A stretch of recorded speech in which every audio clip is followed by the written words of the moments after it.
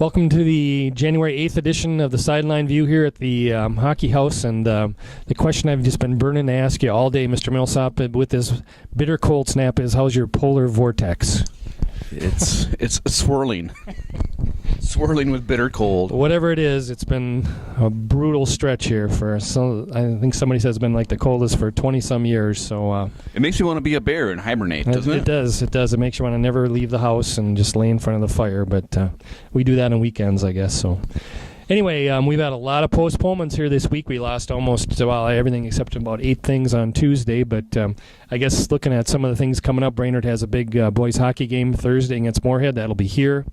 I'm going to be covering that, and that always comes down to that section. It's always Brainerd, Moorhead, Rosso in the last few years here. And I know Rosso beat the Warriors pretty badly last weekend, 6-2. I think it was tied 2-2, and they gave up 4 in a row, if I'm not mistaken. So Brainerd's got to get a win here. Otherwise, that 1-2 seed home advantage in the playoffs is so huge. And, I hate to use the term must win. I don't like that term, but I think that they got to take care of business on Thursday. They've been struggling of late too. They've played some good opponents, but they haven't played. They haven't won very many games lately. Yep, they lost up at Hibbing they had a little swing there after Christmas, and then they lost to Grand Rapids, which is always a very good team. So, but yeah, they got to get a section win here, I think, on Thursday to see what happens in the postseason anyway. But and then Friday you're going to take in a little area. We don't get a chance to do a whole lot of various stuff.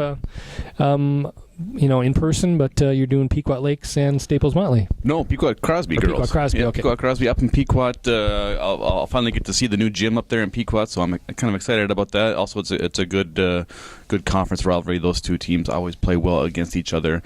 Pequot, kind of an underrated team, I think. They have Kayla Miller, Katie White, and Vanessa Lane. All of them have been playing, it seems like forever. They're a very, very seasoned team, so we'll see how they go up against Crosby. Crosby's got kind of, I don't want to call them the Twin Towers, but they're both pretty similar in stature and similar in ability in Siljan and Lundgren. So some good players out on the court on Friday. It'll be fun to get out outside of the Brainerd area and check them out. I know I'm going to do the CLC men's basketball tonight for the first time this season. I think it's the first game, I believe, in the division. Yep. I think this tonight, so I'm not sure what Fond du Lac's record is. I know the Raiders have been struggling a little bit. 5-6 or 6-7. I can't remember which after last weekend, but always interesting to see what Jim Russell has put together. And I'm sure once they get into division play here now, they'll turn up the intensity a little bit more. So we'll see what happens. But what else locally? Anything else? I guess just remember Nick Schwen will be the athlete of the week. Brainerd boys basketball player has been really having a fine year. A guy who was behind a couple of really good players last year, and he's really this year just seized the moment. As a senior, he's leading the team in scoring, rebounding, shooting from the field, so he's really off to a nice start. And Brainerd's hanging around 500, so he's been a real big part of that. So that's another team that could use a little confidence, a little maybe 3-game winning streak, kind of get their legs underneath them again. And once we get out of this Christmas break, holiday break, and all that stuff, it'll be these guys will be able to get kind of back into the routine, back into their conference schedules, and play some people that they're familiar with, and hopefully they'll start getting some confidence. It's been just kind of a disruption with the holidays, and then you had time off, and then we had 2 days off of school, Monday, Tuesday this week. Yep. It's been kind of hard to have any structure. So it makes us feel like high school kids too.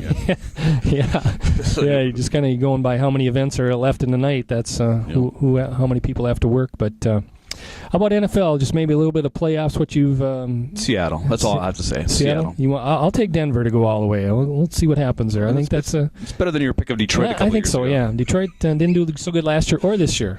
So. I'm thinking Patriots. Seattle. Seattle will win. Okay. I'll take Denver and whoever they're playing for the